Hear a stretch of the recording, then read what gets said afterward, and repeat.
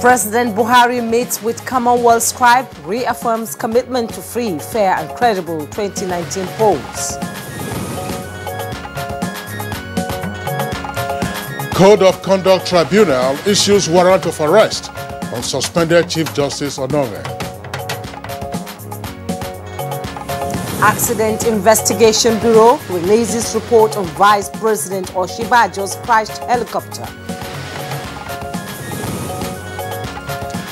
On Good Morning Nigeria today, we shall focus on the National Peace Accord 2019.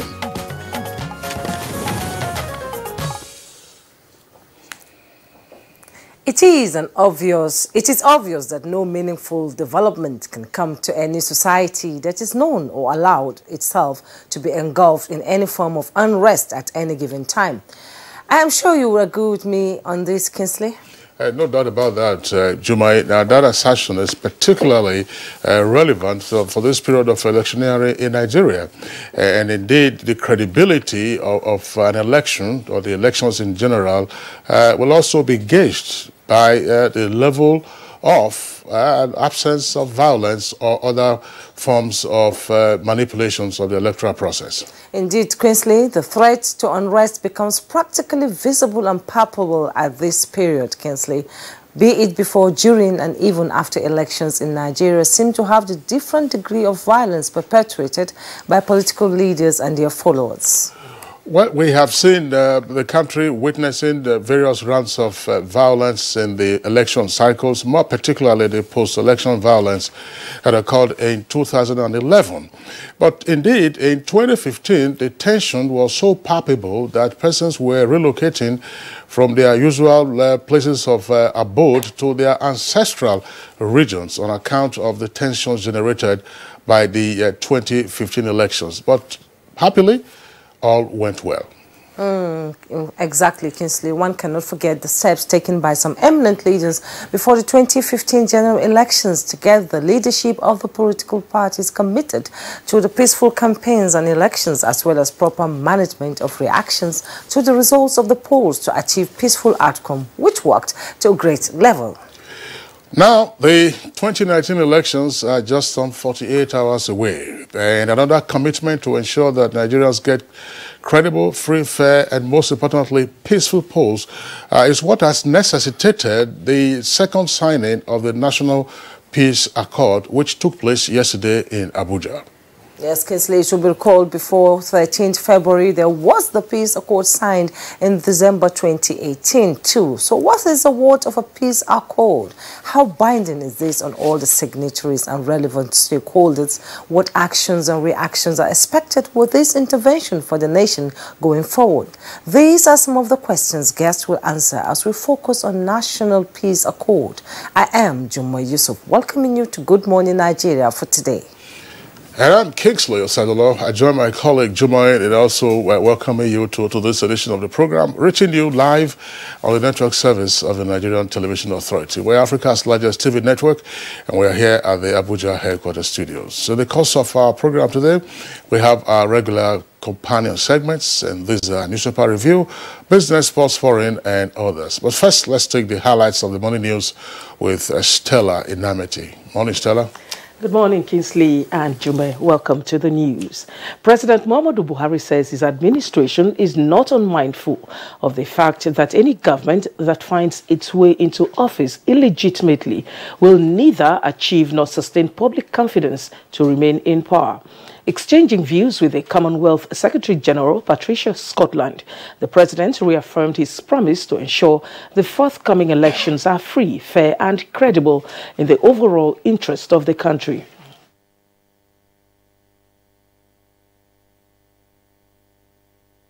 Meanwhile, President Muhammadu Buhari has joined other presidential candidates for the forthcoming general elections to renew their pledge for peaceful elections. This was at the second signing of the National Peace Accord on prevention of violence and acceptance of the election results under the auspices of the National Peace Committee. By agreeing to sign this covenant for peace, all of you are committing yourselves to ensuring an enduring peace in Nigeria. What happens in Nigeria matters to all. I am making a special appeal to our young people.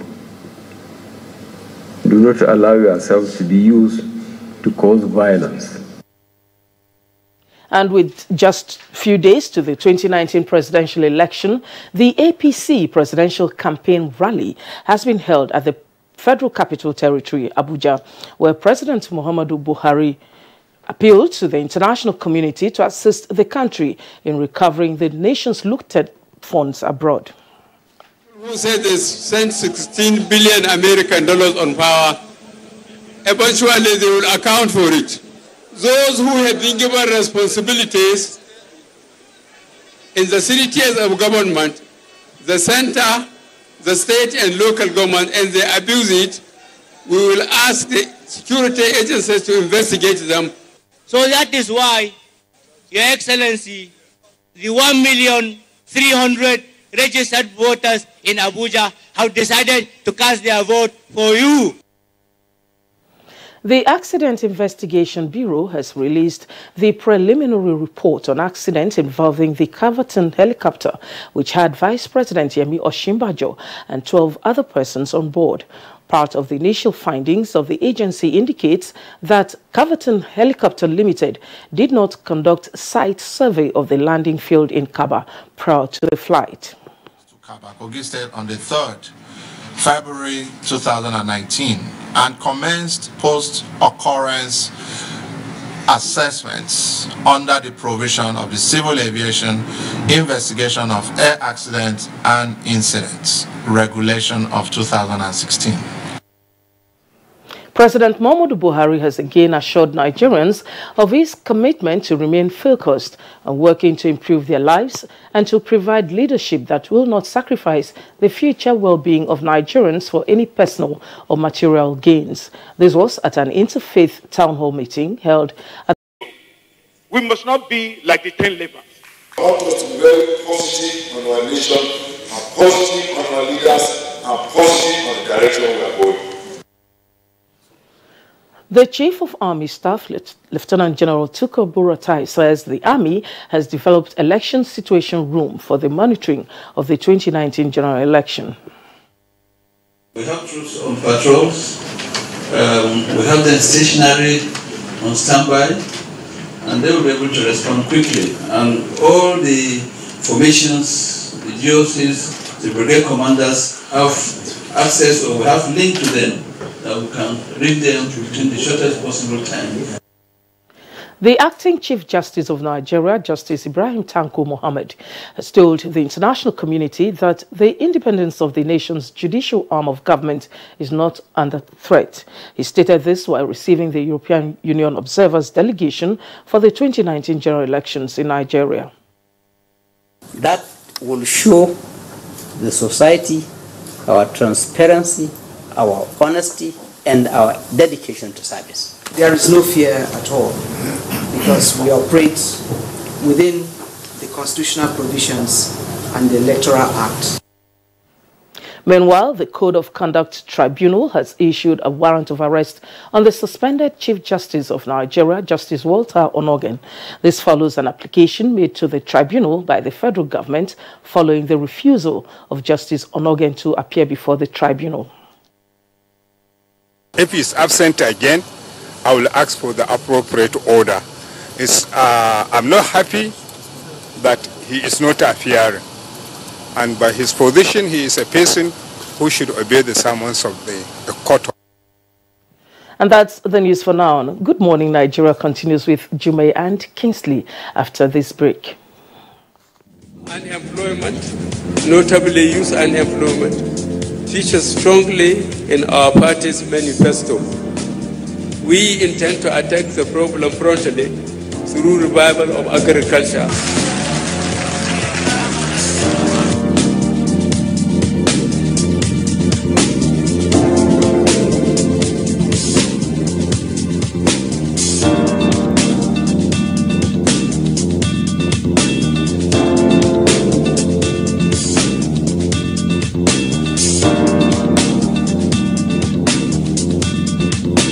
The 30K is going a long way. Actually, I bought an acre of land for 60K like 2012, and Presently, I have a cassava farm and a yam farm.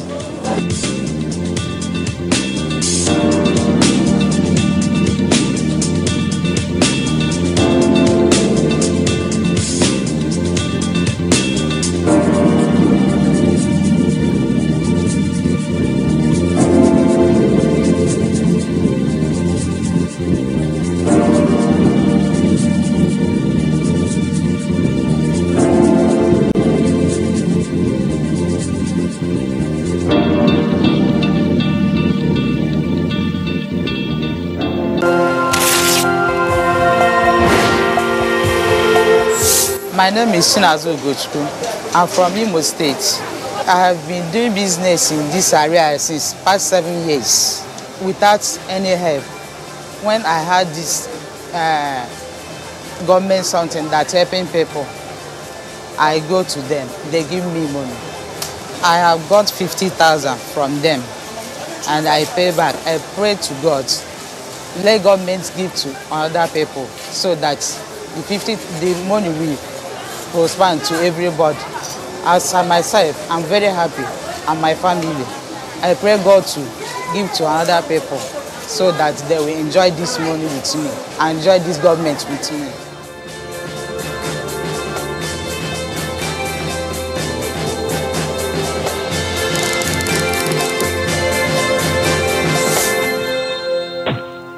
Manager people, make we make the right choice, yo. Make we vote for the man of integrity. Hey, so make we gather together and make this change. Work my people of Nigeria. Together we go carry Nigeria to the next level. Nigeria don't decide. Vote Baba Buhari.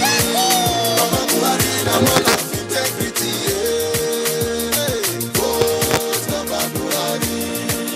And we no corrupt, we no go chop our money. Hey, agriculture, the next level, fight corruption, the next level, the roads, to the next level, electricity, to the next level, railway, the next level, empower, the next level, money. For good health we go, oh, Baba Buhari. My people, for the next level. APC, next level. Naija people, make we all come out to vote Baba Buhari. This message is from Buhari Next Level Group. What's up? His friends didn't come. Hey, let's practice. But you're going out. Don't worry about me. Nothing satisfies a mother more than seeing a child grow up. But I know as he sweats, he'll face the risk of germs which can cause skin irritation. That's why you need the new best ever Dettol Cool. Its new advanced formulation with extra menthol protects from up to 100 illness-causing germs and gives your family icy cool freshness. Growing up needs Dettol protection.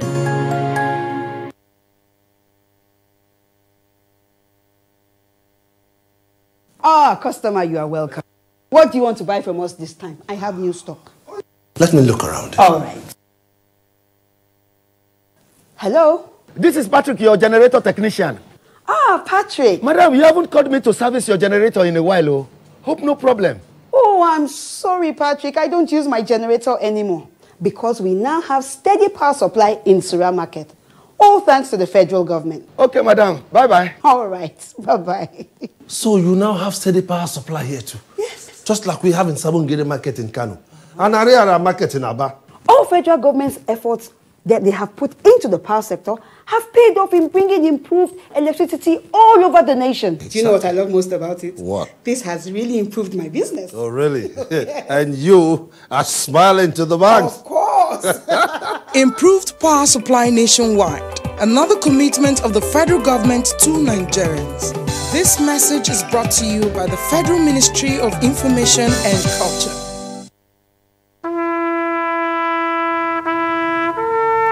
They are there at the crack of dawn. They are there busy preparing while we rise for our day. They are there silently guarding, waiting, listening and watching. They are there ready in the sky above. They are there in the blistering heat of the day and in the dead of night, willing, regardless and unrelenting in the defense of the sovereignty of our country. They are our first line of defense and our last. Vice President Yemi Oshibajo welcomes collaboration with Chartered Institute of Stockbrokers and the federal government that will provide e-growth opportunities like using the capital and financial markets to address infrastructural deficit in the country. For other developments in the world of business, Joy Uzo is standing by. It's good to have you join us on Business News.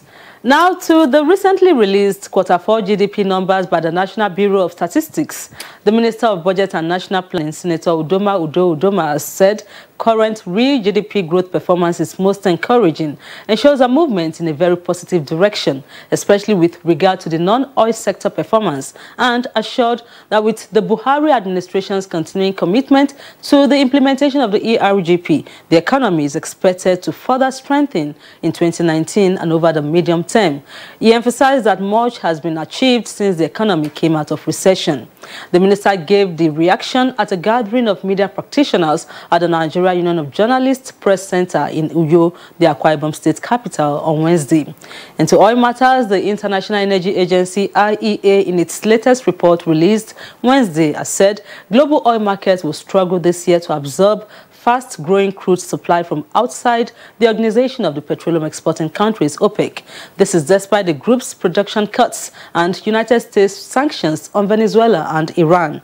The IEA left its demand growth forecast for 2019 unchanged from its last report in January at 1.4 million barrels per day. The IEA raised its estimate of growth in crude supply from outside OPEC to 1.8 million barrels per day in 2019 from 1.6 million barrels per day previously.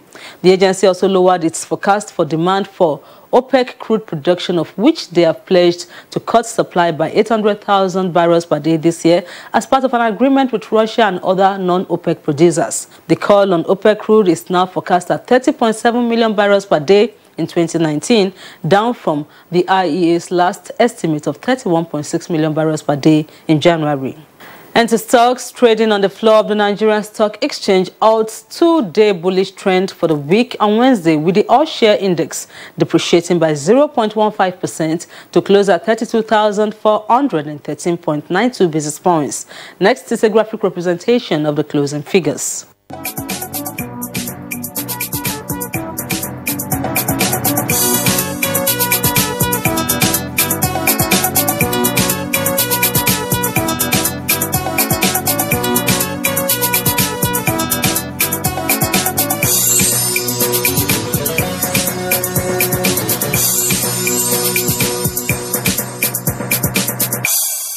That's Business News. Many thanks for your time. I'm Joy Uzo. Good Morning Nigeria continues. Thank you very much, Joy Uzo, for the business package on Good Morning Nigeria. Newspaper Review is up next for us on the program.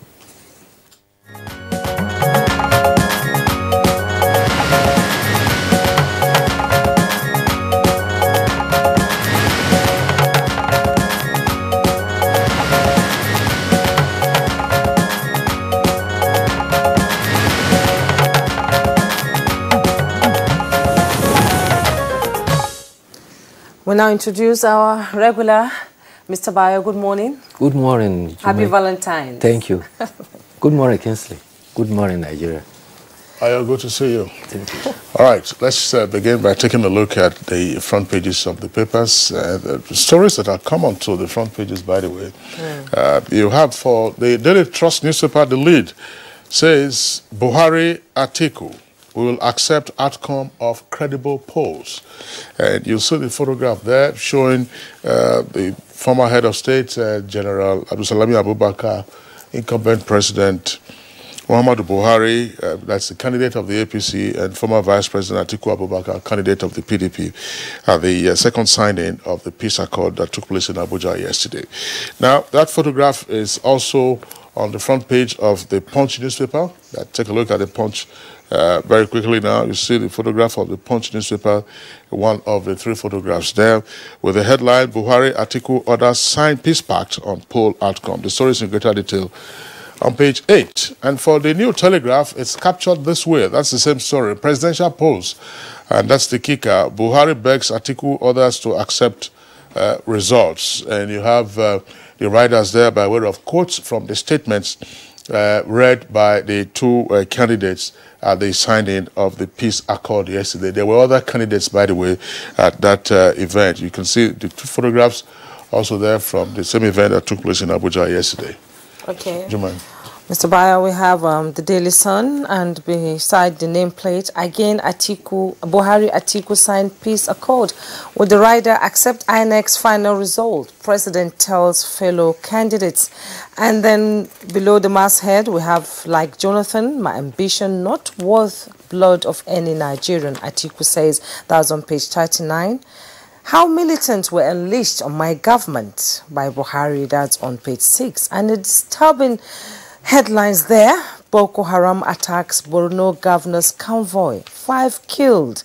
With a rider, army recovers weapons, vehicles. And then we have the picture message there, still dignitaries that attended the National Peace Accord signing. Below the masthead, we have Ekwere Madu to INEC security agencies. You will take the blame. Praise. That's on page 40. Police to wear special tags on poll day to guard against impersonation. That's coming from the IGP, Inspector General of Police. That's on page 4 and 5. CCT orders suspended CGN Onogen's arrest. That's on page 6. With a rider, NJC sets up 5-man panel to probe suspended CGN, Tanku Muhammad. And the Daily Independent has, above the masthead, investors see more gains if opposition wins 2019 election. That's on page 10. CCT orders DSS police to arrest Onoge. With a rider, NUC issues acting Chief Justice Mohammed fresh query. That's on page 10. PDP introduces scheme to guide against rigging polls. That's on page 11. Atiku vows to pay NDDC outstanding 1.8 trillion allocation. That's on page 44. And then the headline says, still the same story like the Daily Sun, very disturbing and frightening headlines there. Boko Haram attacks Borno governor's convoy, kills 3, seizes vehicles, injures several. And the picture message is still the same, dignitaries at the National Peace Accord signing. Results of election must be binding on all of us, Buhari insists. With a rider, ensure INEC security personnel remain neutral. Atiku tells him, says his ambition not worth the blood of any Nigerian. AIB indicts coveting helicopters over Oshiba just crashed. That's on page 4. INEC commissioners campaigning with PDP. Oshomole alleges. That's on page 4. And at the bottom plate, boom for e-commerce as Jumia. Well, that's all we have now. Bayo? Yes. Well, a second peace accord has been signed by candidates contesting the presidential election.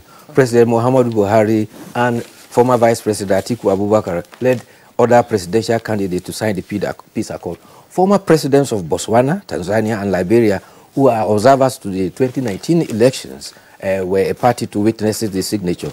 The candidates agreed to accept the outcome of free, fair, and credible election. They also pledged to ensure that the polls are conducted peacefully. President Muhammadu Buhari said, I appeal to my fellow contestants to commit to these ideals so as to keep our country people safe. He went on to say, let us use the election to strengthen our beliefs in the united country. He said, we will vote according to parties, but in the end, the only real party is Nigeria, our country. Alhaji Atiku Abubakar said, my ambition is not worth the blood of any Nigerian, remains his own benchmark. He expressed hope that our democracy should emerge stronger than 2015. He appealed to everybody, particularly INEC, police, to be fair arbiters and by letting neutrality prevail. In the face of his party's concern on malpractices, he said he trusts election and security officials will act in accordance with their oath and obligations. Chairman at the signing ceremony, former head of state General Absalami Abubakar, challenged them to lead by example. General Yakubu Gowon has also admonished them to prevail on their supporters against violence. The Secretary General of the Commonwealth, he says, Africa depends on a healthy Nigeria. So all the clearance call is there for a peaceful election.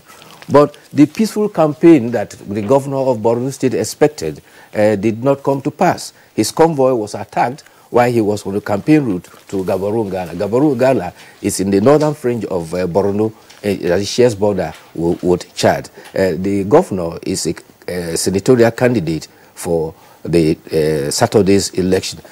Some papers are reporting 5 persons killed, others are reporting 3, but one of the persons is an aide to the governor and the other are civilian JTF personnel. It's very worrying if the convoy of a governor can be so attacked brazenly. It shows that the insurgents were probably lying in wait, having noted that the governor was on his campaign trail through the area. It's worrisome. I think the details of the incident are varied, the various accounts that have been published. But it seemed to have been a night journey.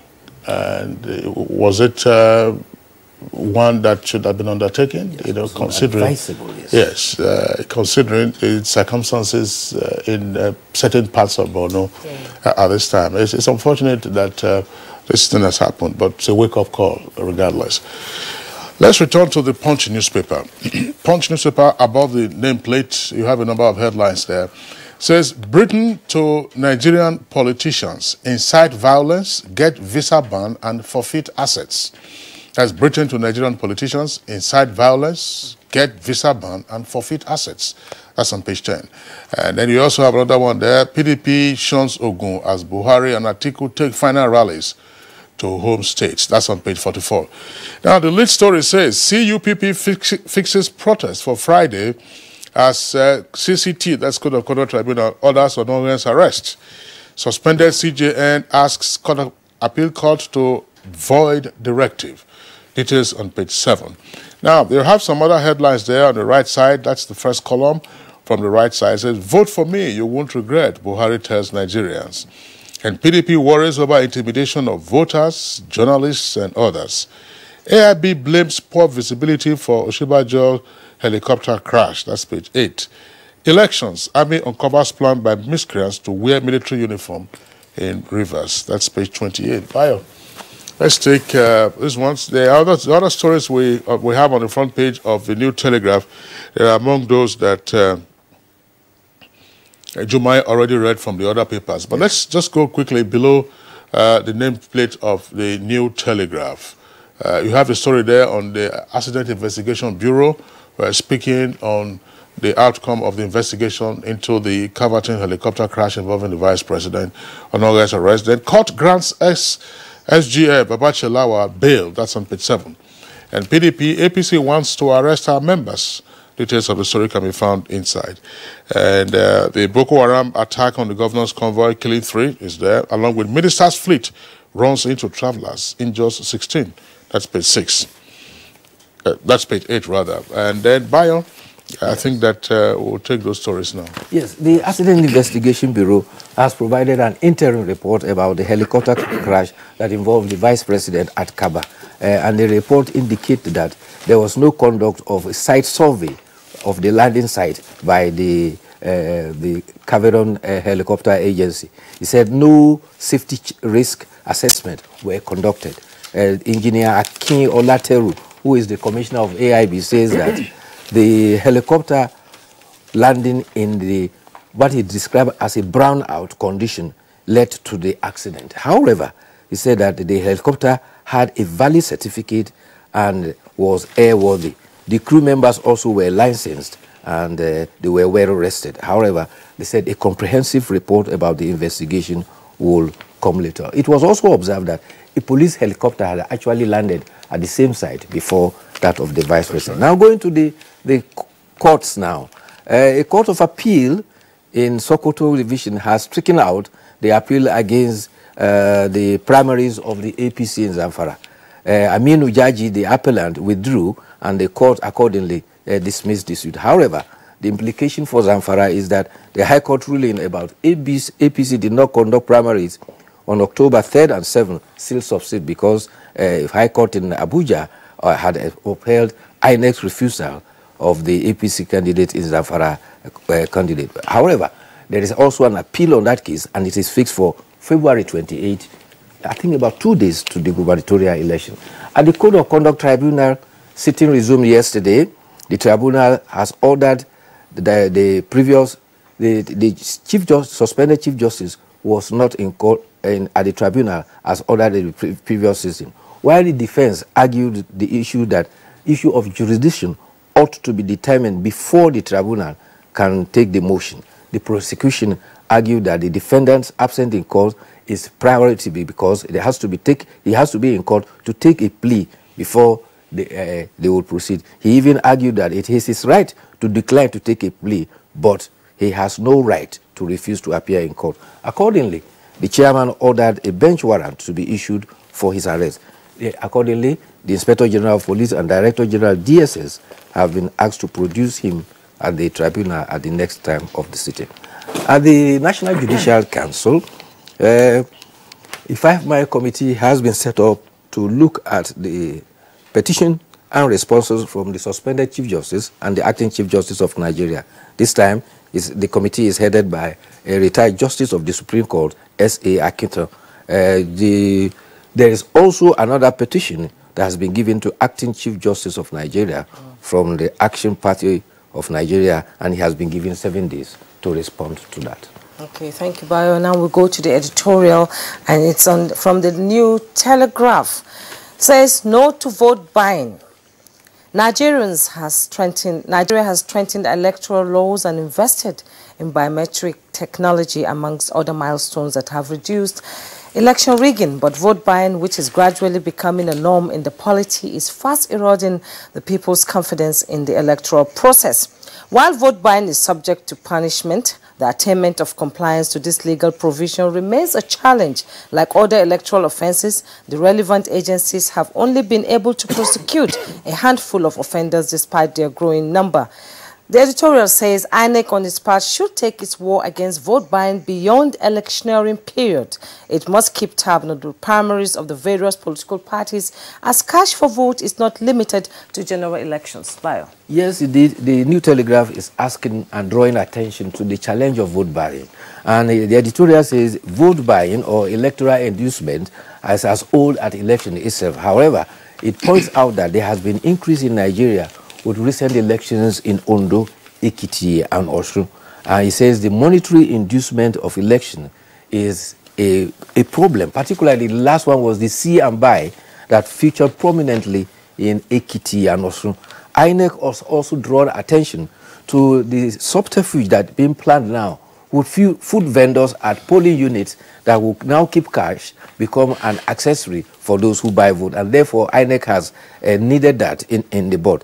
The editorial also advised that vote buying are a threat to the primaries of political parties, and therefore, if INEC wants to check vote buying, it should start from primaries. I think for now, it is too late in the day. Maybe for the next elections, they will go to primary. But for now, vote buying is an offense, but it is conducted in broad daylight. INEC officials see it, they can point to it, but they don't have the responsibility for arrest. Policemen are at the polling units, but scarcely are people who are indulging in it arrested. And therefore, the editorial is calling for strict measures by INEC identifying them, police arresting them, and those who are so culpable fined. It points to the fact that Section 124 and 130 of the Electoral Act provides for culpability for indulging in it, and the punishment is a fine of 100,000 and imprisonment of 12 months. But in conclusion, the editorial is saying that INEC must, in future, propose more stringent measures in the Electoral Act to check vote buying. And also, as has been proposed, there is a need for probably an election offences tribunal to take charge of offences that are strictly related to elections. All right, Bayo, thank you very much. Just before we go, let's go over to page 30 of the Daily Trust newspaper.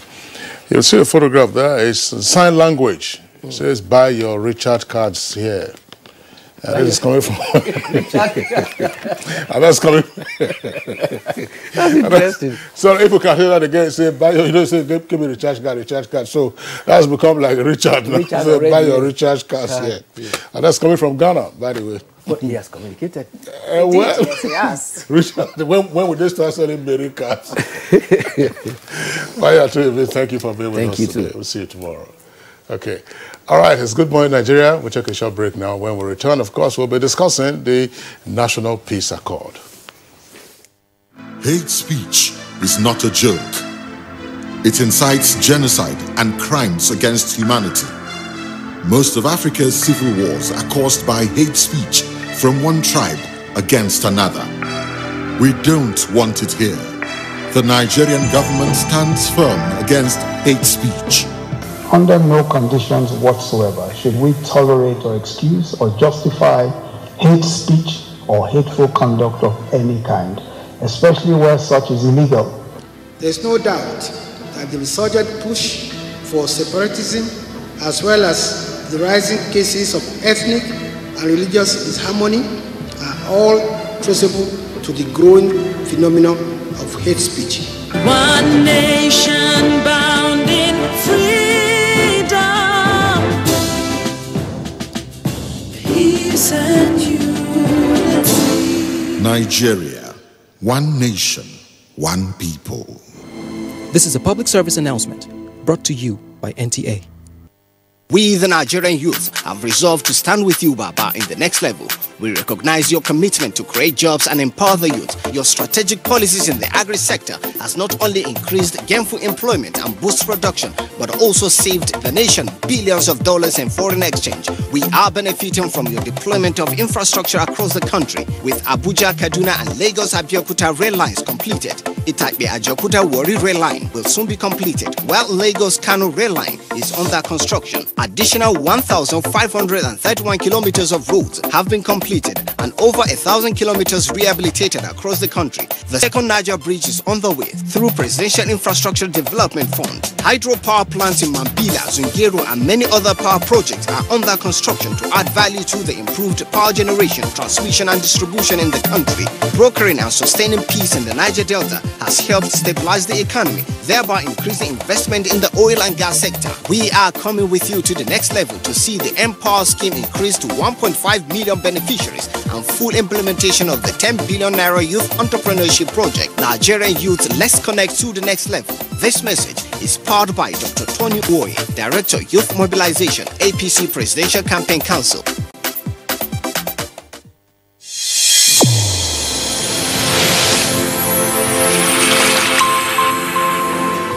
A new edition of TV Guide is out with special focus on the role of the media in election coverage. Exclusive on the National Broadcasting Commission, its mandate as the sole regulator of Nigerian media. Dr. Toba Daba then and Ishak Modibo Kawu now. This edition also features the king of stand-up comedy in Nigeria, Ali Baba.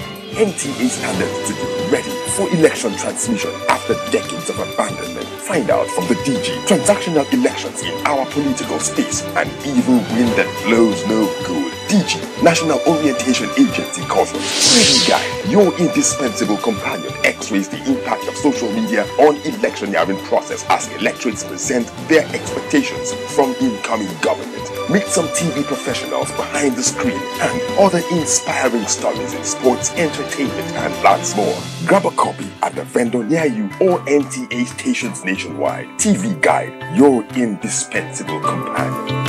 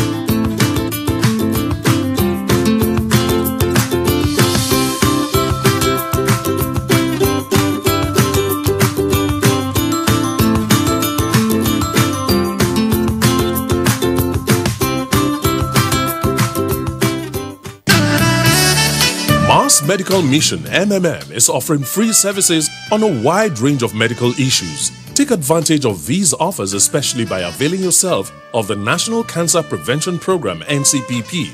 You can do so by coming for our Wellness Wednesday program at 31 Bode Thomas Street, Surulere, Lagos every Wednesday from 7 a.m. You also have the opportunity of seeing the specialist and getting expert opinion on any health issues that may have been bothering you. Are you preparing to get married to your sweetheart? Then we have a pre-marital health program that will help you ensure that you start your married life on a healthy footing. Very important health screening and counseling will be made available for you and your partner. You can avail yourself of this opportunity by attending our pre-wedding Wednesday program from 7 a.m. For inquiries, send a mail to info@pinkcruise.org or log on to www.pinkcruise.org or call 0805-633-4288. Mission Pink Cruise, taking wellness to all. This is Good Morning Nigeria, reaching you live from Abuja. Now to set the tone for a discussion on National Peace Accord and the 2019 elections, our correspondent Adamu Sambu has put together this background report.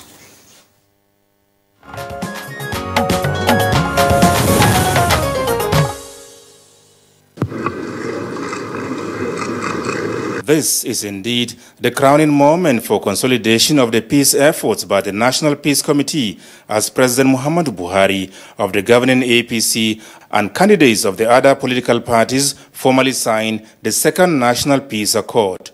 The overriding objective is not only to keep the peace during and after the forthcoming elections, but also accept the will of the nation's voting populace, as explained by the chairman of the National Peace Committee, General Abdusalami Abubakar. By agreeing to sign this covenant for peace, all of you are committing yourselves to ensuring an enduring peace in Nigeria after the elections, and agreeing to look beyond short-term electoral gain, sectional interest, or narrow party advantage, and accepting to focus on nothing but the national interest. Commonwealth Secretary General Patricia Scotland and others who delivered messages of goodwill harped on the need for the candidates to live up to the letter and spirit of the Peace Accord, saying Nigeria, the jewel of Africa and standard of reference politically and economically, must not fail. The country, the regions, the continent, and wider world are holding their breath. What happens in Nigeria matters to all. To the presidential candidates present, I wish to stress that your pledge for peace today is vital. Accepting the outcome of the polls and calling for restraint on the part of followers is critical. We, the traditional rulers, are committed to contributing our own quota by constantly appealing to our people to keep the peace. Both President Muhammadu Buhari of the APC and candidate Atiku Abubakar of the PDP restated their commitment to the peace enterprise as Nigerians return to the polls on Saturday to exercise their franchise. I am making a special appeal to our young people. Do not allow yourselves to be used to cause violence. Please eschew all forms of violence and cooperate with all the relevant agencies during these elections. We will vote according to parties, but in the end, the only real party is Nigeria, our country.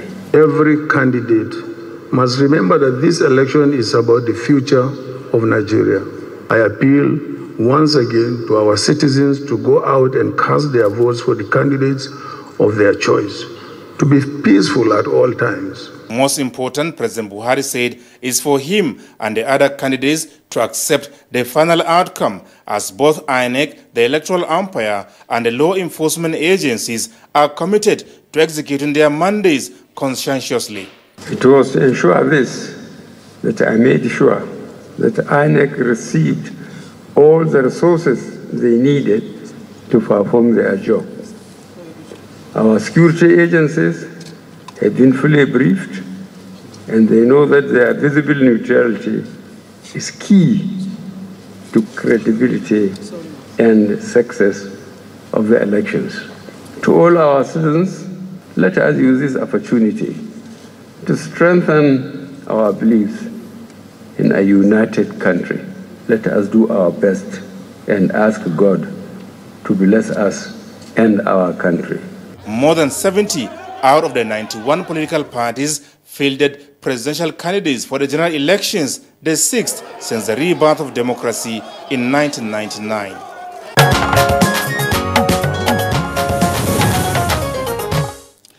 Adamu Sambo, thank you very much for that background report. Now we have with us in the studios to discuss the issue in greater detail the convener of the National Peace Committee, under whose auspices the National Peace Accord was signed again yesterday. Bishop Matthew Hassan Kuka is the Catholic Bishop of Sokoto Diocese. Usually we have him from Sokoto to join us on conversations on Good Morning Nigeria, but today is right with us in the Abuja studios. Bishop Kuka, pleasure to have you this morning. Thank you very much, Kingsley. Okay. Also here with us is Dr. Yunusa Tanko. Yunusa Tanko, former chair of IPAC, that is Interparty Advisory Council, and is the NCP presidential candidate in the 2019 elections. Dr. Tanko, another familiar face on Good Morning Nigeria, pleasure to have you. Thank you very much, and good morning, Nigerians. All right. Well, let's begin this first with Bishop Kuka. In two election cycles, 2015 and 2019, there's been the phenomenon of a peace accord under the auspices of the National Peace Committee, which is not part of the formal structures governing the electoral process. And yet, there's wide reportage of the activities of the Peace Committee. What is this all about? I think it's a measure of the fact that somehow our process requires certain things that are necessarily not in the script. And I think the good thing about National Peace Committee is that it wasn't set up by government. It's not funded by government. All the members, as you see, are eminent and very, very busy people, but nobody receives a penny. They all come on their own volition.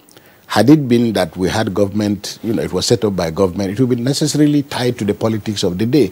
Had it been funded by government, you'll have all those kind of problems. So, but I also think that it's a measure of the fact that democracy is not necessarily the way we see it, and that there are often very important institutions that are not necessarily formal. The idea of peace committees apparently seems to have gotten off the ground. It's in Ghana, it's in Tunisia, and other places. But I think fundamentally it's the fact that there is need to build trust in the political process. And very often our people have become, and I think they have earned the right to be thoroughly cynical about government and its institutions. So whenever there is a platform that people don't perceive it's likely to be manipulated by government, they tend to trust it. And I think that in fairness to the Peace Committee, we're extremely lucky to have had the kind of chairman that we have, who has driven the process extremely well and inspired quite a lot of confidence. So most of what you see is the result of the endless telephone calls that the chairman of the Peace Committee has had. And I think we're really eternally grateful to Nigerians. But I think it also suggests very clearly that our country is not as complicated as we want to make it look. Ordinary people just want some very basic things. So I think we as members of the Peace Committee are tremendously grateful to Nigerians for their appreciation. And I think that if this becomes part and parcel of our culture, it will mean that ordinary Nigerians will have other platforms to look at that are not necessarily political, and that we're heading basically in the same direction. All right, Bishop Kuka, thank you very much. Dr. Tanko, let's have your take on this. As I said, two election cycles, and then you have the peace accord, again, under the auspices of the National Peace Committee. What does this signify? Well, right from the beginning, there was this issues that we have in the polity, within the political parties. And then we noticed that there is a serious discord and lack of trust among probably those in government and those who are outside.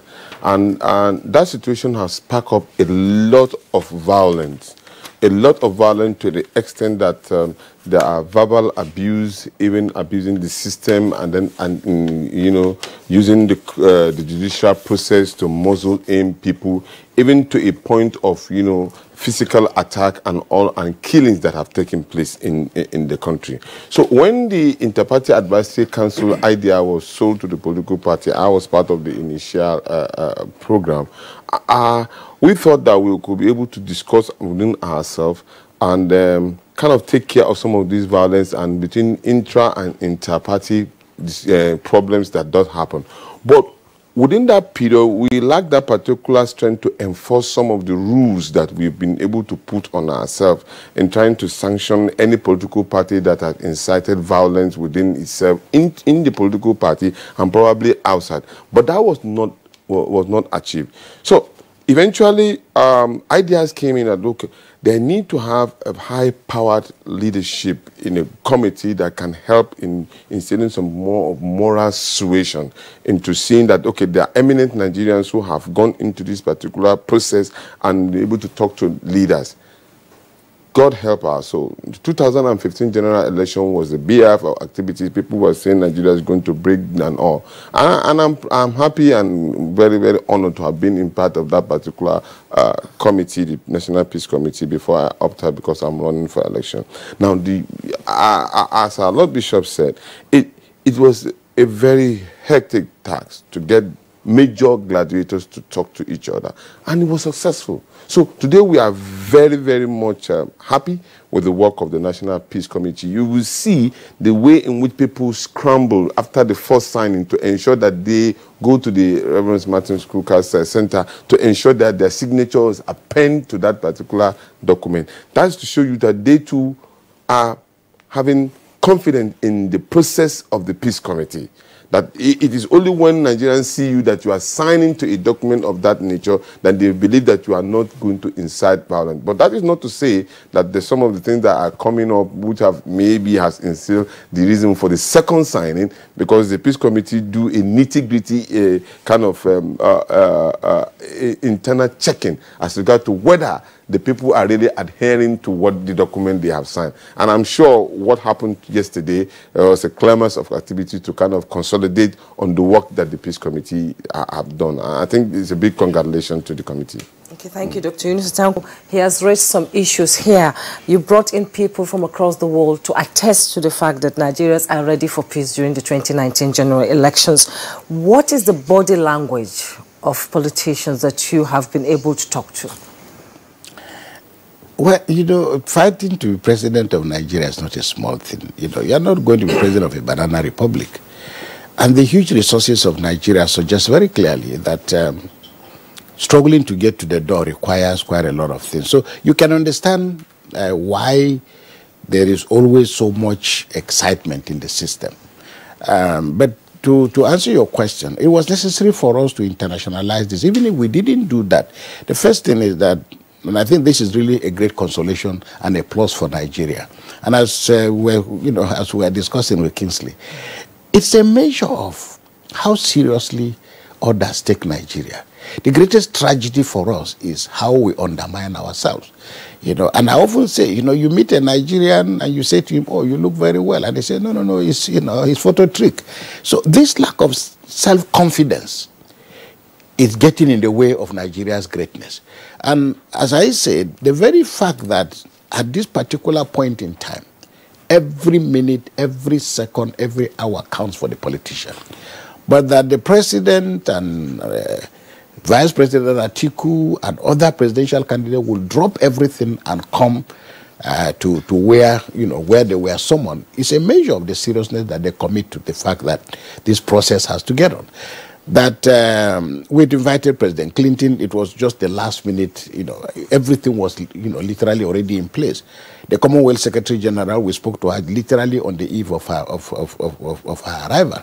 And you heard what she had to say and how excited she was and the eloquent speech that she delivered. You saw the presence of the diplomatic community. So there's a lot of interest in Nigeria. We ought to know that. The tragedy seems to be that we don't seem to know how seriously people take us, and that you know, we're getting in the way of other African countries. And clearly, people tell you where Nigeria goes, that's where Africa is going to go. So people are becoming increasingly impatient with us. And I think that what happened yesterday should be a lesson to all of us. And I think the fact that people left everything and came is a sign. And as you will see tomorrow, Nigerians will be heading in different directions and they'll make all the sacrifices. The challenge is for the political class to become much more serious about how it conducts itself. Because, and I need to clarify here, what happened yesterday didn't have to happen because what happened on the 11th of December, there was anything wrong with it. On the 11th of December, the contestants signed on to the fact that they will conduct their campaigns in a way and manner that doesn't incite violence. And I think in fairness to the political class, you can see a quantitative and a qualitative improvement in the decency, in the way people conducted themselves. The second signing of yesterday was to sign on to the fact that if this process is free, fair and credible, we'll not have to put our people through all these other anxieties again. And I think Jonathan already led the way. So really, this is what they signed on to yesterday. The commitment to accepting the outcome of the elections. And I think it is very important that the key candidates understand, you know, that their word ought to be their bond. How binding is this peace accord? No, just before we get into the bindingness, Juma, I would like Dr. Tanko to speak further to this. Bishop Kuka has already explained the difference between the first signing and the second signing. You were present at the two events, but what impression did you come away with yesterday, taking a look at the atmosphere? You see, one good thing that you cannot take away from the Peace Committee is that every candidate find it very easy to explain and say his mind to the Peace Committee. Like you don't want to hide anything.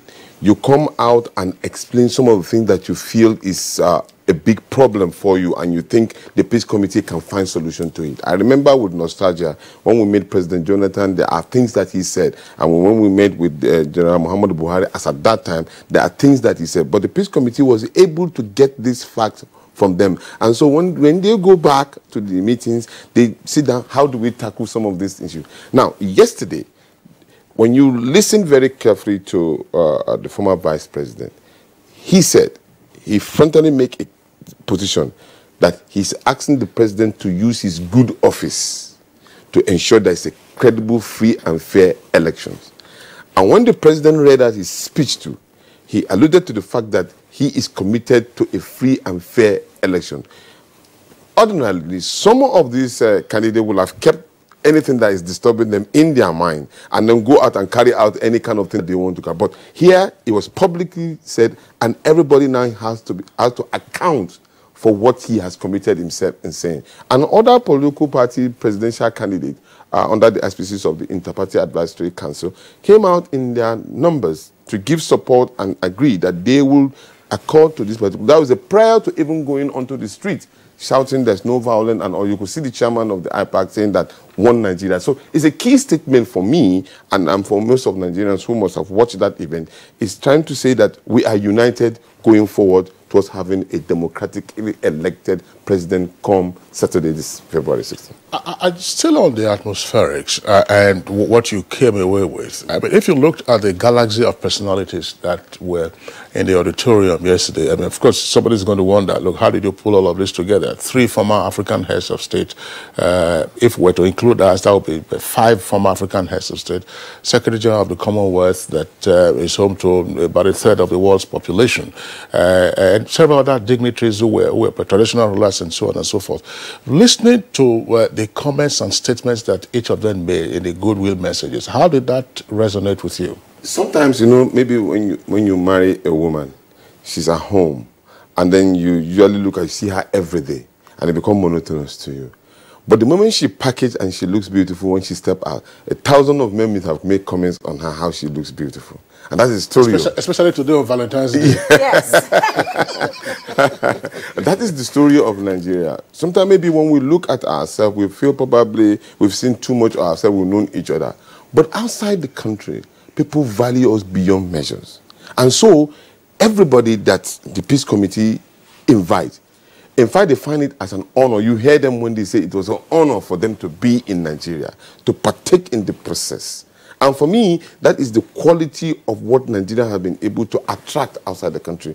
People get worried when we have issues. And now they're trying to say that, look, I want to be part of that process that makes sure that Nigeria remains stable and there's a democratically elected president accepted by all, there's peace and no rancor. And so the quality of people coming in is as regard to the value in which they place on Nigeria. And I think we should start looking at that particular angle to really transform this country to a greater nation that a lot of people are yearning to come to. Bishop Uka, let's back up a bit, because again, we've said this is the second appearance of the peace accord in 2 election cycles back to back. What did the peace accord and therefore the National Peace Committee achieve in 2015? It's very difficult to say. You know, let me say very frankly that I was shocked by the way the outpouring of emotions and gratitude for what the Peace Committee did. I'm a bishop, so I just say, look, this is what God did with us. When we finished, you know, because we thought that we will just gather a few people. When Chief Emeka Anyoko said to me, look, can you bring prominent Nigerians? We thought we'll just bring all this, we'll finish with the 2015 elections and everybody will go home. But when we finished, we went round, we decided, I said to General Abdul Salam, what are we going to do? Is everybody going to just go home now? We said, you know, our job is done. But I suggested, okay, maybe let's listen to people. So we called the media, we called civil society, we called the members of the board of trustees of the 2 political parties. We went to see the Senate president, we went to see the speaker, we went to see President Jonathan, we went to see the president himself, asking, you know what, and everybody, one and all. In fact, the most excited person was the president himself, who said, look, please give them an office. Say to the SGF, give them an office, let's start working. But we were a little bit restrained because we find, I mean, with my own little experience, when government gives you office, it's going to get problematic because people down the line, people will become... So we've tried to maintain our independence. And here we'd like to thank the international community for what they've done, you know, in terms of supporting us and so on. So really, it's that I was really surprised. But I think that it is also suggestive of the fact that ordinary Nigerians need institutions that they can trust. And I hear it said all the time, and I hear when you read the reports of the World Bank, Afrobarometer, all these agencies that measure governance, they'll always tell you that citizens trust religious leaders rather than their politicians. I'm not happy to hear that. I'm happy that I'm being trusted, but in a political process, I prefer that the politicians themselves earn the trust of our people. So for me, the tragedy is that the political class still, and I've said it with no disrespect, politics is the only game that you don't need a certificate or need verifiable qualification to participate in. It is dangerous because it also means very clearly that Nigerians need to be more serious about the quality and caliber of people who are governing them. So all we are doing in the Peace Committee is just to negotiate and try to, you know, build more confidence in the process. But my hope and prayer is that sooner than later, the political class, and as you can see, and in fairness to civil society that has done tremendous work, and the media, you can see a lot of energy in the Nigerian political process. People are learning, people are curious, people are enthusiastic. And I'm amazed at the level of professionalism among ordinary people who are not necessarily politicians. These are the foot soldiers that will drive democracy. So I think that the more we hold the politicians to account, the more we become very professional in the way things are done. Sooner than later, in another 5, you know, maybe 2 or 3 election cycles, a lot of these things that cause anxiety will probably calm down. But as I said, it's a burden on the political elite. Because when we finished in 2015, we thought that we had said goodbye to ethnicity, bigotry, and all this. But clearly, the things that the PDP is saying now are almost basically the same with the kind of things that the APC was saying in 2015. You know, and finally, on a final note, there's a lot of focus on institutions. And I think we also need to be clear. Last night, I got a telephone call from a young man, a friend of mine who is a captain. He's somewhere in Bama or... But it's in the Northeast. He says to me, please, can you make a video call to me? Because my other soldiers want to greet you. And I made a video call, and there was this young military officers. I didn't know them. I was waving. Finally, I blessed them. But you could see the energy and the excitement. So I'm saying finally that I know people don't want to trust the institutions of state, whether they're military, whether they're policemen, but these policemen are also people who love and have an investment in our democracy. So everything that needs to be done has been done. In the final analysis, as we say, we live and for God. But I think clearly, let's become more trustful of the institution and the processes. Otherwise, I mean, you know, we cannot go into an election in which you don't trust everybody, you know, who is an agent in the process. Okay, thank you so much, Bishop Kuka. Dr. Yunusa Tanko, I'm coming to you now. You have signed the peace accord yesterday, another one in December. How binding is it to you? How do you translate what you've signed to your followers in the rural areas, in the cities, when it comes to election? How do you translate what you've signed to your followers? You know, I'm bounded by the fact that I came out in the air publicly to sign a document. So now I'm going to account for that signature of mine and any other candidate. So when either person see me or speak anything that is contrary to that signing, then I become a persona non grata. That's the issue, because it will now behoove on me. People will not trust me anymore because already I've betrayed the trust in which I am. And that brings us to this simple fact. The institution that our Lord Bishop was just mentioning is a fact that majority of Nigerians want to trust the institution again. I was just reading this morning, with all due respect, the Attorney General was talking about postponement of the election in Zamfara State. You see, these are some of the things that really make people to lose trust in terms of the electioneering process. We have a timetable and we have an agenda already stipulated by INEC, which has the sole right to conduct election. If there are any other things that they are, let the court decide, but not to say probably the institution that's supposed to govern to show kind of clarity and all are now being used to undermine the process. In such a way, those are the kind of things that may inspire. Already the people in Zamfara are agitated already. Now, when you bring up such a matter, then the peace committee has another new work to do in Zamfara State. And these are things that happen, pocket of things that happens around the country. So you have a moral right to ensure that by the time you meet eminent Nigerians who have spent all of their lives trying to make sure that we have an egalitarian society, and you look them in the face, and you sign a document that you will not be part of instilling any form of violence, and then you go back and do contrary to that opinion, I think the Nigerian people have the right to decide that they should not vote you in any way. So, and these are the danger, that we must be accountable to what we do, what we say, our action, and even our body language must be able to depict exactly what we want for this country. And after all, if you don't have a peaceful society, there's no person you can govern.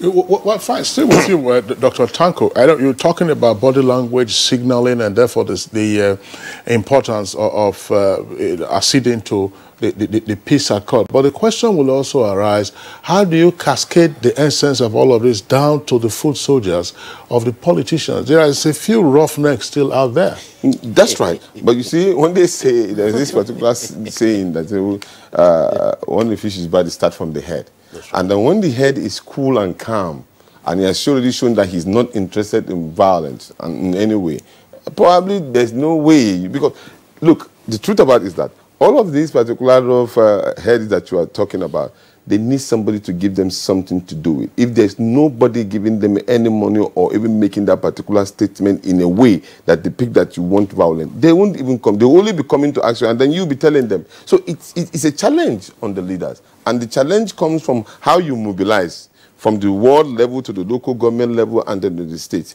How you talk to your people, what you say. And when you speak in the manner that they understand that this guy is not interested in problems and all, they will not even come near you. But once you kind of make any kind of statement, there are statements that sometimes when you hear some of our leaders make, you want to question their integrity in the first place. Probably they are not guided by what they say, but when they make that statement, it trickles down. And probably because of the love that those roughhead has for that particular candidate, they go off the rope, and then before you knew it, it will have casualty on the street. And I think as we usually say, former President General say, no election is worth the blood of every Nigerian, and I think that should be captured every now and then. But Kingsley, on the issue of cascading, you know, the Peace Committee, this is the problem. From my little experience, Oputa Panel, Electoral Reform Committee, you notice that whenever government sets up anything, all the attentions of Nigerians, they just assume this is a lamb that has been, it will take away our sins and we can all go and sleep. The problem is that, look, there's nothing, the Peace Committee is like a grandmother. You know, the hard work of politics has to be done. We've not replaced the police, we've not replaced the security agencies, we've not replaced INEC. All we are trying to do, we're just encouraging institutional. So I think what we are doing, and I think reflecting now, we now have to go back. One of the things we're planning to do in the Peace Committee now is to begin a range of activities between now and the next election. Happily, we have a little bit of funding that can enable us to do that. So what we intend to do is perhaps to begin a range of regional engagements. We just had one in the Northeast not long ago. It was very, very well received. And that, you know, it is easy to talk about preaching, about, you know, telling people to be peaceful. Again, I go back to the political class. You know, I hear politicians say, oh, you know, a country cannot develop without peace. But the politicians are failing to understand that it is their irresponsibility that is generating the conflict. So it's not either or. You cannot ask your people to be peaceful. It's like expecting your children to be quiet when there is, you know, when they are hungry. So again, I still make the point that I really wish that Nigerian politicians will reward our people with some of the very basic things. And I travel around. I come from a very small community. I know that our people are not asking for much. But I can tell you that in the last God knows how many years, I don't know when anybody, any government sank a hole to say this is evidence of our presence. 4 years have gone now. 8 years have gone now. Many communities have not felt one single impact of government. And guess what? If you go to Wikipedia now, all the things government used to hide about how much is a security vote, you can go on the internet now and find out what Kaduna, Rivers, Cross River, every state, everybody, you can find out what everybody is collecting. So there is a very serious distrust of the political process. Peace Committee cannot resolve that. If you look at the Afrobarometer report, Afrobarometer is just in Ghana.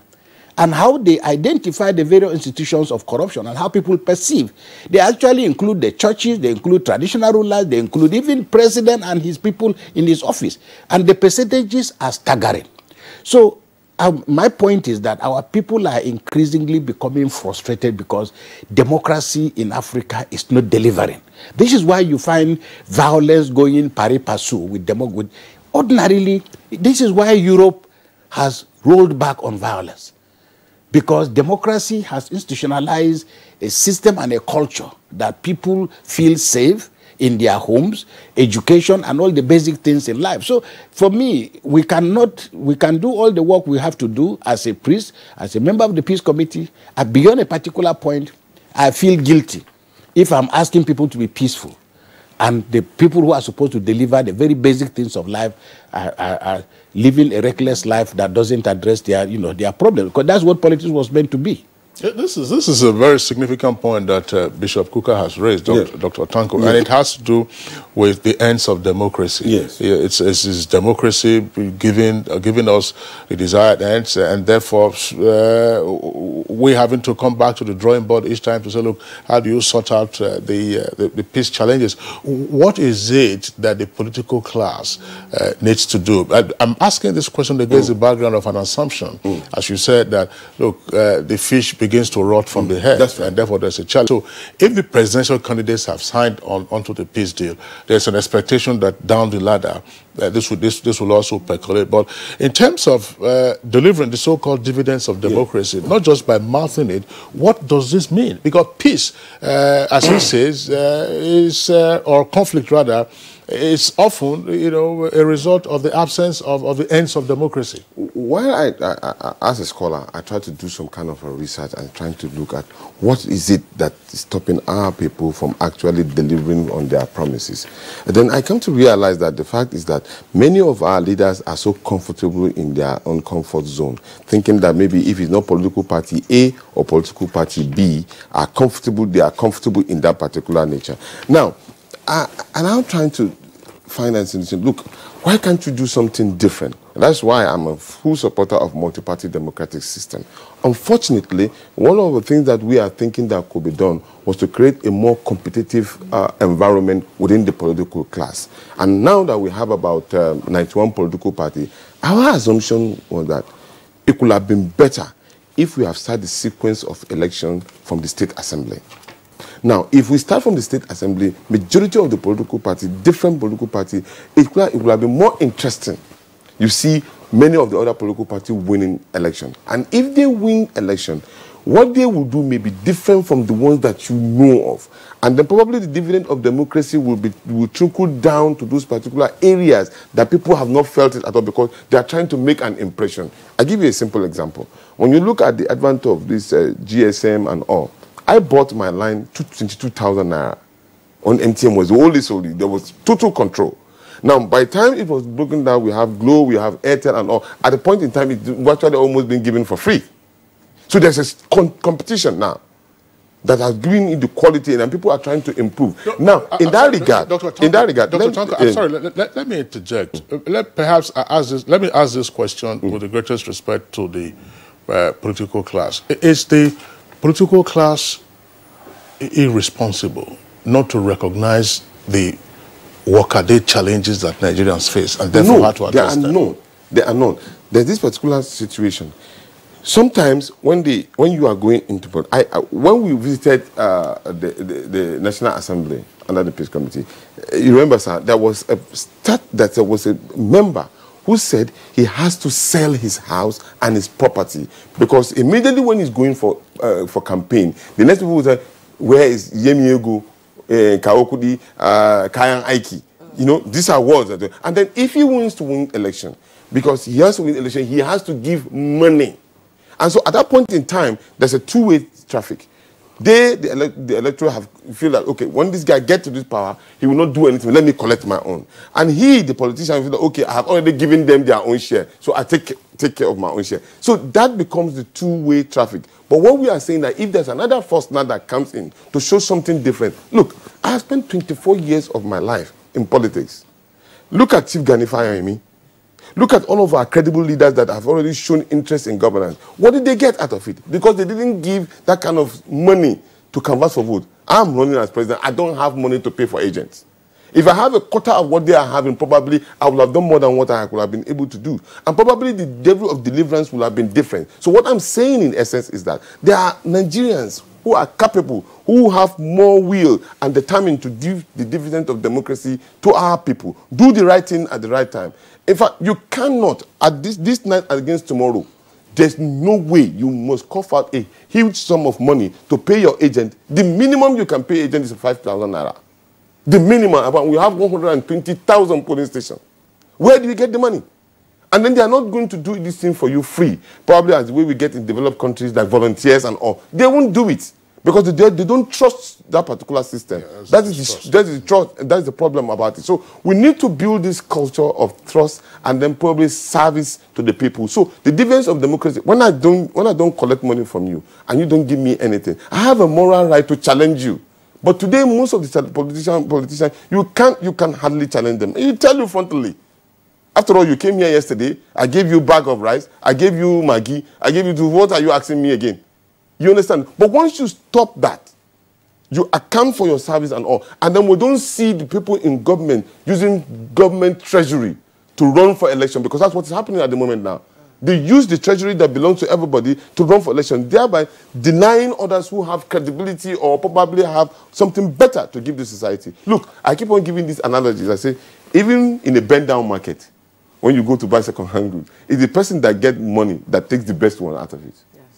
This is the situation. It's sad. That is bent down boutique. Yes, it's sad, but we need to change that particular narrative. Okay, all right. Dr. Tanko, thank you very much.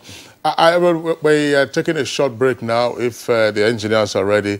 Otherwise, my question goes to Bishop. Of course, he's a doctor, by the way.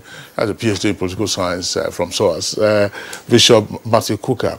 The National Peace Accord. Again, sometimes we have a challenge in the country. Everybody focuses on the center and says, look, it has to be at the federal level. It has to be at the federal level.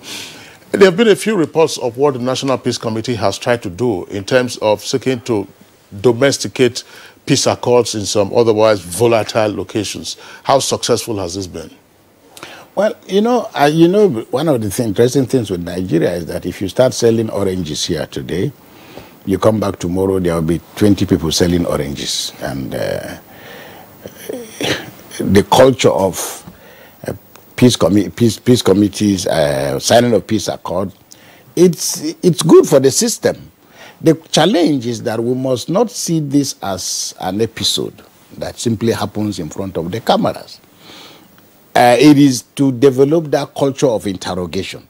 And this is why the point you raise, you see, our politicians, too many people are in the process with severely limited and constrained understanding of what politics is. And look, why will Mahathir come back to Malaysia at 90-something years old? Because people can see a vision. The challenge we have in Nigeria is that there are too many people on the steering wheel with no idea of which direction we are going to. This is why you're finding the average politician is telling you, people are telling you about the kilometers of road that we have tarred, all the plans that we have, the railways, they're all wonderful. But we don't need democracy to build railways. We don't need democracy to build roads. If democracy were about infrastructure, Hitler will be a saint because of the quality of infrastructure he left in Germany. If infrastructure were the issue, apartheid should still be on the ground in South Africa. We wouldn't have fought it. Today, the best roads in South Africa, they will last up to the next century, were tarred under apartheid. So our people, is because of the severe limitations of their understanding that some of the great things about democracy are intangible. It's about freedom. And freedom is not something you can measure. It's a feeling. And it's about creating an opportunity where whatever I want, you see, when the Americans say I can be whatever I want to be, it's an elastic feeling. It doesn't mean you win the World Cup. No, there won't be another Obama very soon. But the feeling that this is possible. So here we are, because our politicians are inheriting so much money. The level of imagination is closed, and all that people tell you, a minister said to us, once you get into government, all the bureaucrats do is they tell you where to do the stealing. You go to the ministry, they will tell you, we already have 500 million here to be, it was saved from last year. Well, so for me, I don't know how to make this point, but it is that we have a bunch of people who are in politics who have really no business being, in the process. So, and I end here. The consolation is, if you listen to the interview and you listen to the vice president, you listen to the vice presidential candidate of PDP and the vice president, you could hear an elevation of a certain kind of intellect, privileging intellect as a basis for politics and political discussion. So my take is that we probably need another 10 years. These carpetbaggers are going to go, but sooner than later, you will not be able to rule Nigeria if you cannot answer certain questions. So, and I think the politics of hostage taking, which is what we have now, that if you can go back the last 20 years or even more, Nigerians have never had anything to do with whoever is president today. We just wake up and somebody has been wheeled to us and said, this is the one we are going to, vote for. We've never had a situation in which maybe somebody that we never heard about, through his imagination, through his creativity, has suddenly launched himself. And this is why the not too young to run bill is also significant, because you can see the injection of energy, drive, verve, commitment. The sad thing is that every Nigerian politician thinks that politics is about contesting for office. It is not about that. So I think that we should just be patient. But sooner than later, I think the process is going to get to a level in which ideas become more important. All right, Bishop Kuka, thank you very much. We'll take a short break now. When we return, we'll take your tweets, then continue with the conversation. The UN compound houses about 400 employees. The building is not safe. The Nigerian capital Abuja is still reeling from Monday morning's rush hour bomb. If the group did carry out the attack, it would be one of its worst. 2 suicide bombings in Nigeria. One targeted a convoy carrying Nigeria's main opposition leader. Gun attack on the central mosque in North Nigeria's biggest city, Kano. 21 people have died in a large explosion at the Banex Plaza shopping centre in the capital, Abuja. Islamist extremists brought Christmas carnage to churches across Nigeria.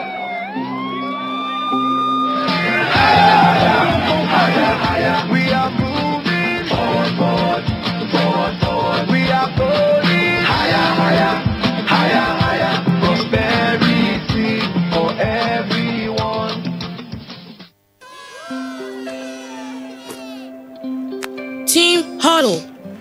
But we lost.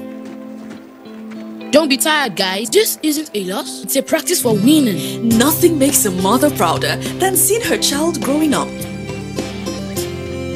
But I know as he learns to lead, he'll face even more dirt, germs, and risk of illness. That's why in changing seasons, you need strong Dettol protection. Because Dettol protects from up to 100 illness-causing germs. Growing up needs Dettol protection.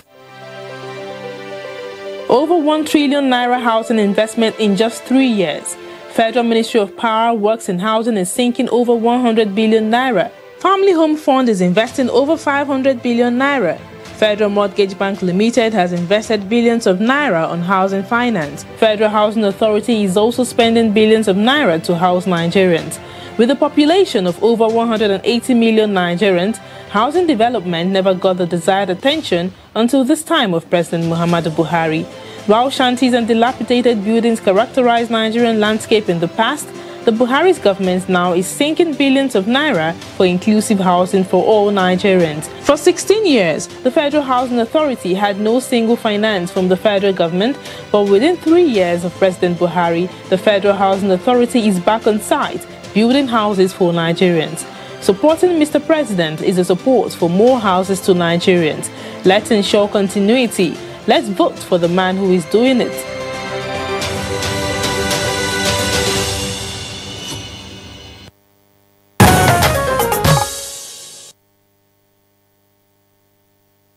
Reaching you on the network service of the Nigerian Television Authority. We have some tweets already. Then we have another guest, of course, who will be joining us. That will be after we sign off Bishop Matthew Hassan Kuka, convener of the National Peace Committee. Just before we let you go, Bishop Kuka, after the signing of the peace accord, the elections are just 2 days away, and after that, 2 weeks later, we also have the state and governorship elections. Are you hopeful? I market hope because I'm a priest. I will not be here if I'm not hopeful. Look, this is a very energetic country. 99% of Nigerians are committed to. They just want somebody to inspire them a little bit more. And I think, look, as I said, this is a heck of a country. So there is no backing down at all. And I think where we are now, we must continue, I believe, by the grace of God. And I pray that the political class at all levels will trim down their ambitions. Otherwise, there's no reason why we should not have free, fair, and credible elections and hopefully swear in a president on May 29th. All right. We'd like to thank you, Dr. Bishop Matthew Hassan Kuka, Catholic Bishop of Sokoto Diocese. Thank you for being with us on Good Morning Nigeria today. Thank you very much for having me. Thank you very much. Thank you.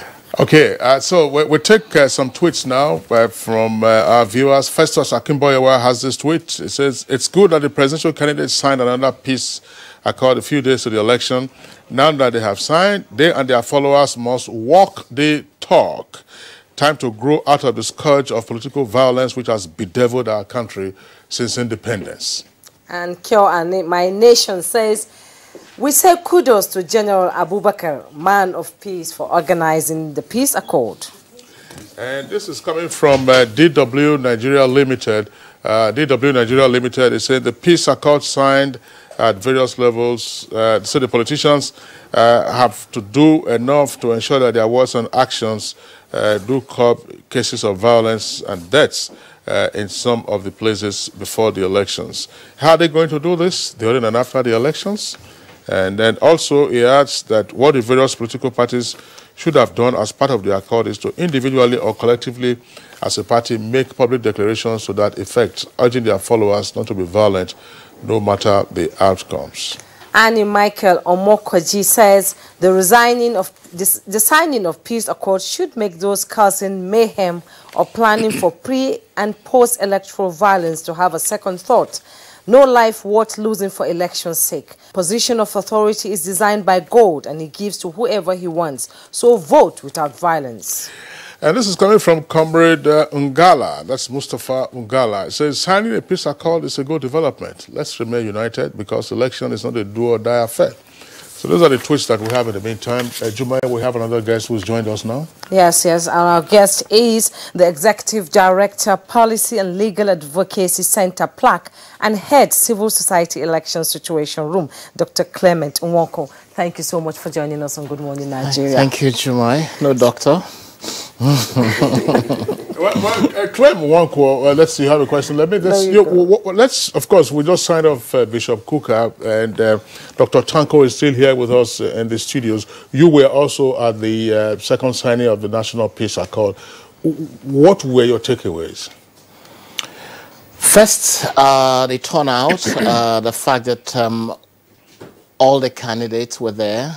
I think that was significant. It showed the disposition of the candidates to have peaceful elections. And I think that that's really the most important thing in these candidates setting aside their campaign schedule and coming together to make that affirmation of the need for peace in the country.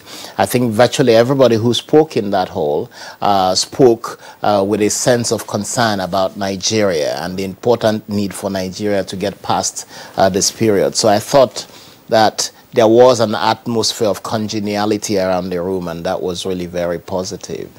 Okay, Dr. Clement Nwoko, 20 years of democracy. It is still growing in this country, and more politicians are coming on board. Dr. Bishop Kuka spoke about the not too young to run bill. By maybe in the next 10 years, we'll be seeing a more vibrant democracy. Do you think that is going to happen soon?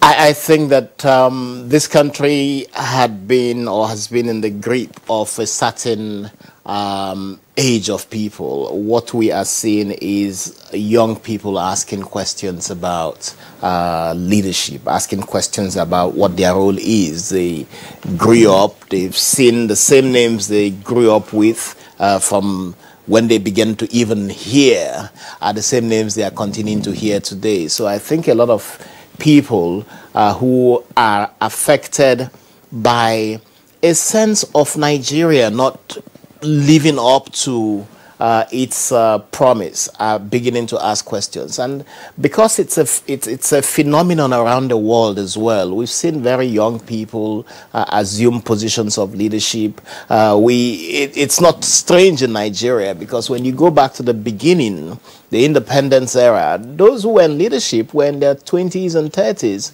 Unfortunately, that phase never quite went away. And of course, when the military took over, it was still it was young people, but they have continued to play a dominant role. The whole cadre of military leadership have continued to play, and this is including the ex-generals now, have continued to play a role. And young people are asking the question, if we have come this far and the situation in the country has not delivered on the promise and expectations that we have, then it's about time that we take over. And I really think it's a very important thing that young people are asking those questions.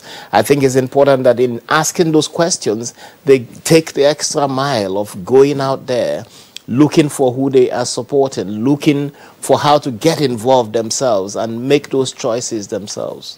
Well, Mr. Nwoko, the presidential candidates acceded to the National Peace Accord yesterday. In your opinion, what are the other critical success factors? for the peace accord in letter and in spirit?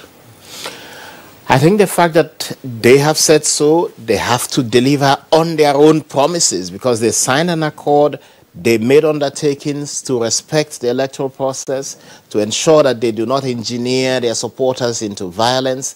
That needs to happen.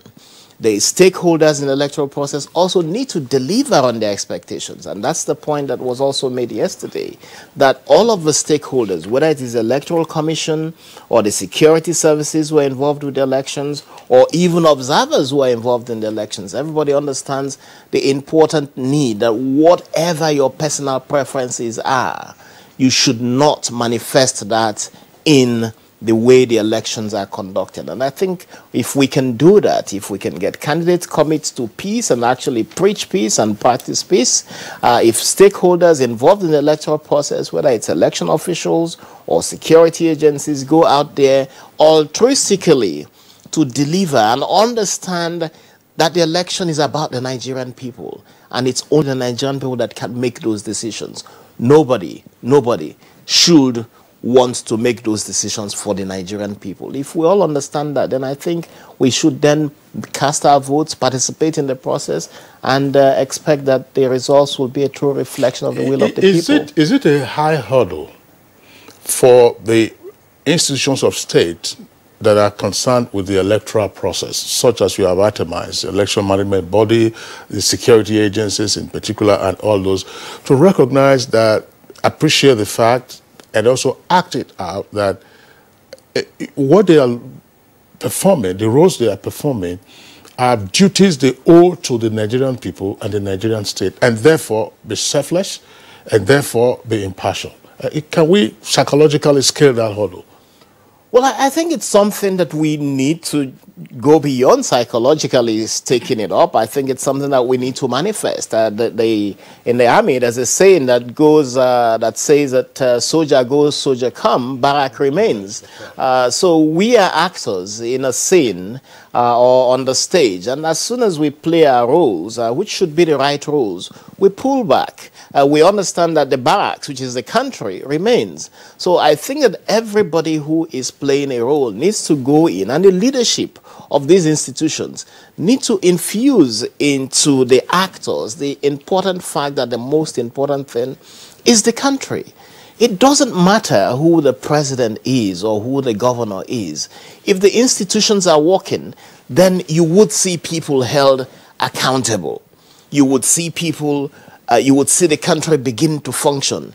The whole idea that the president, the governor is the ultimate, and whatever they say or however they breathe affects the way a country is run, is a dangerous proposition. And we've seen in democracies that have advanced that it doesn't matter who it is that is at the helm of affairs. The institutions are running, the civil service is running, the security services are running, the army is running, the electoral commission is running. It doesn't matter who the individuals are. In some cases where those individuals holding positions misbehave, if the system functions well, there is systems or procedures to remove the particular individual who is a clog in the wheel. So the most important thing is not the individual who holds the position. It's the institutions, the states, and they must be insulated and isolated from partisanship and politics. All right, thank you very much. Dr. Yunus Atanko, now there's been a lot of talk about the role of security agencies in the election process. We also have seen over various election cycles the advent of rogue elements. You know, those who procure uniforms of either the armed forces or the police or the paramilitary entities and don them. They commit all kinds of atrocities, and these are oftentimes or sometimes attributed to the bona fide organizations. So maybe you have policemen who are in fake uniform, you know, they perform whatever disruption they want to perform. How might this be tackled? You know, because there are politicians who are said to procure them in the first instance. How might this be tackled so that the good work of the regular and bona fide security agencies doesn't get besmeared by the activities of these rogue elements. Due diligence into duties and ensuring that you take inventory of what kind of security agents that was being posted to any polling station. Now, when you get to a polling station and you expect to see the police, you see the civil defense, you expect to see any agent that has that right to be at that polling station.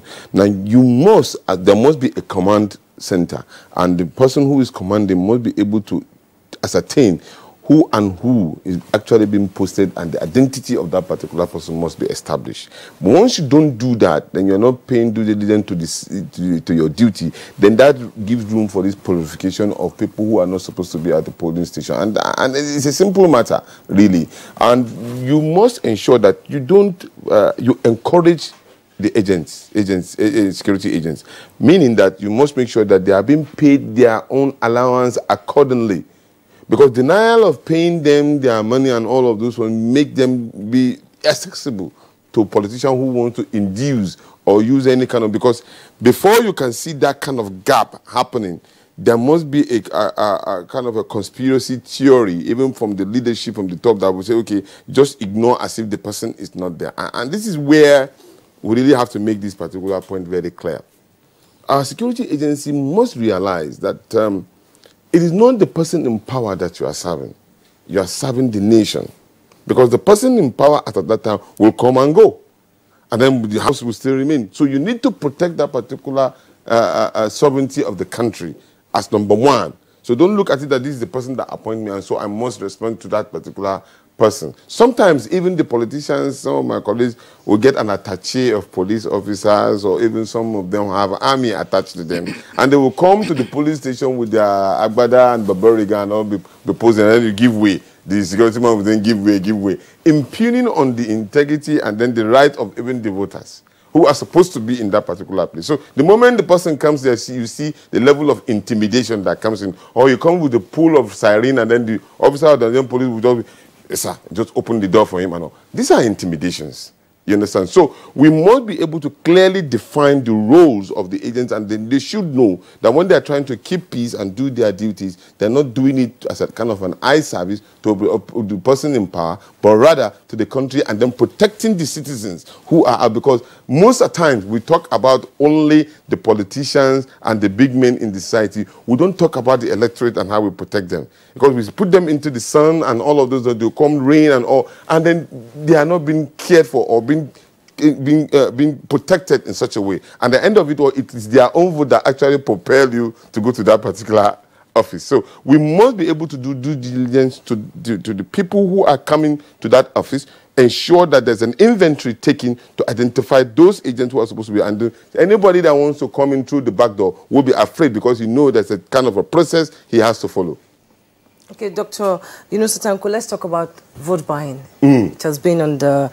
Everybody has been talking about it, vote buying, and INEC is really worried about vote buying. Yes. How do you see this thing, turning around? How do you think people will be educated just some hours to the presidential election? Do you think vote buying will not take place?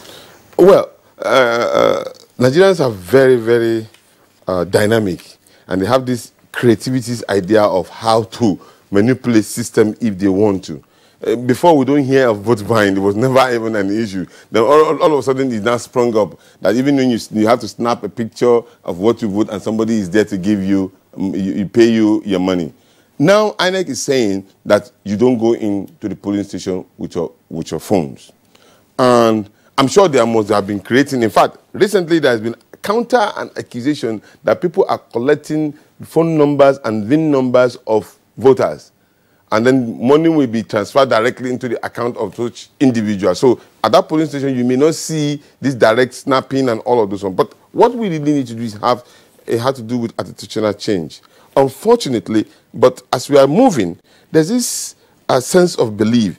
Nigerians are asking fundamental questions, serious questions. Some of them have now come to that particular irrevocable conclusion that, look, it's not about money anymore. It's about actually who has the capacity to lead this country. And then if that should be the narrative that is being sold into the electorate, it will make a lot of change. What we need now is a kind of a large advocacy to kind of educate the electorate as regard to the danger of vote buying. What it does to you, even if you are saying that I'm collecting my own now, you are collecting your suffering for the next 4 years. And people should know this. So it's not about giving you money and collecting and then you spend it within a short period. In fact, within 1 second month it's spent. And then on the part of our politician, it's very, very important. And it's very stomach worrying that when our politicians come to Nigeria, they see what happens outside the country. They kind of enjoy it. They kind of value it. I give a simple example. You have Nigerians in the UK, in America. Some of them are in the House of Commons and they contested election, going to those countries, staying there as citizens. They contest election. It will be difficult for any Nigerian, probably from a southern extraction, grow up in Adamawa, live all his life in Adamawa, and wants to contest election according to the Constitution of the Federal Republic of Nigeria, then they will tell you that, look out for him. Is he from Adamawa? What village is he from? But meanwhile, he has a constitutional right. So we enjoy this good thing outside the country, but we find it difficult to practice same in our own country. Yeah, Dr. Thank you. But things weren't always like this. I mean, we had examples of the First Republic and even before independence of persons, from different parts of the country who were domiciled. Enugu, we have Atene in Kano, we have, yes, there is. And then, of course, in Edo and then several other parts of the country. But, yes. But just before we wrap this up, back to Clement Nwankwo, the National Peace Accord. Well, this has come now. It's a huge bump, some persons have said, on the polity, but they say eternal vigilance is very important, considering some of the underlying tensions around the polity. What extra care, if you like, should be taken? Voting is just 2 days away, and thereafter, we'll wait the results, all else being equal. Extra care is continuing to care about the issues that we raise, issues of addressing some of the challenges, keeping an eye on the electoral process, on the electoral commission, on all of the stakeholders. It was quite important listening to the news yesterday and hearing that the army has set up a situation room, which I think is very commendable. And I'm happy that they mentioned the fact that it's a collaboration or there would be a lot of interaction with civil society groups. We are waiting and hoping that we can understand how that process works and ensure that we get to see how that is. With the police, the Inspector General of Police have been saying the right things. As the new Inspector General of Police, very delightful things hearing him saying these things. I think the collaboration, the connections, the conversations with these stakeholders will really be very important. Once all of these agencies understand their role as defined in the Electoral Act, then I think that helps. And we in civil society who are observing the process will be able to see to what extent they respect the rules defined for them in the Electoral Act and how they are able to intervene to help to ensure that the process works smoothly.